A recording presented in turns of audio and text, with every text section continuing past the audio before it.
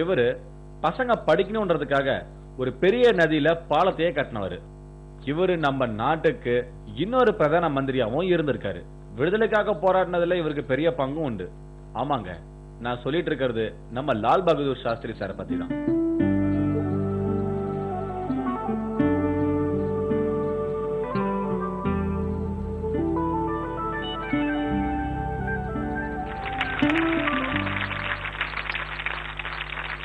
Friends, இப்ப நம்ம பார்க்க போறவரை பார்த்து நம்ம எல்லாரும் வாழ்க்கையில எப்படி வாழணுங்கிறத கத்துக்கணும். வாங்க அவர் யாருன்றத பார்க்கலாம்.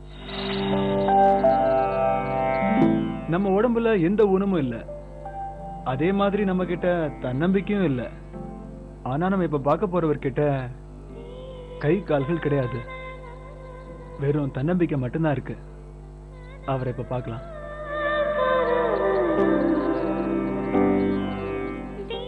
இப்ப நாம இருக்கிறது கோலாப்பூர்ல இருக்கிற நவ்லிங்கிற கிராமம். நாம இன்னைக்கு மீட் பண்ண போறது பாட்டீல் சார்.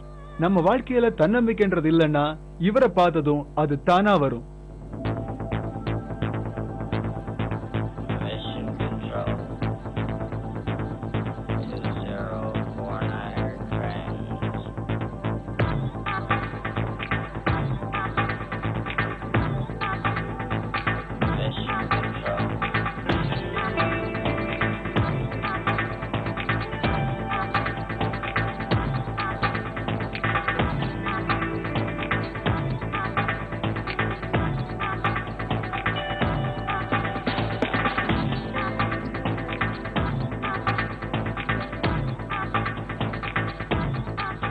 பாட்டீல் சார் வணக்கம், எப்படி இருக்கீங்க? சொல்லுங்க பாட்டீல் சார்.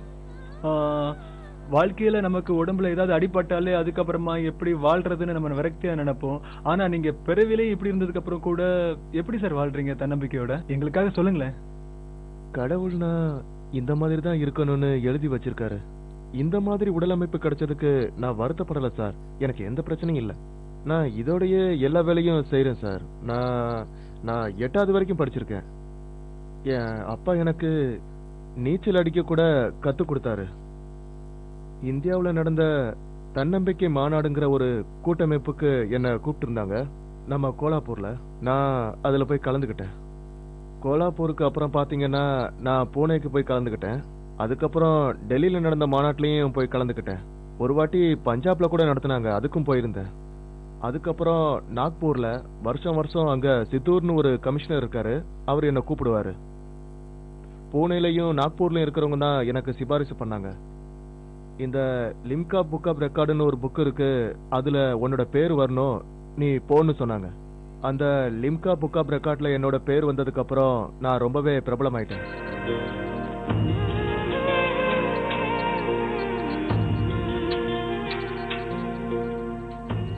நான் இப்படியே எல்லா வேலையும் பண்ணிடுவேன்.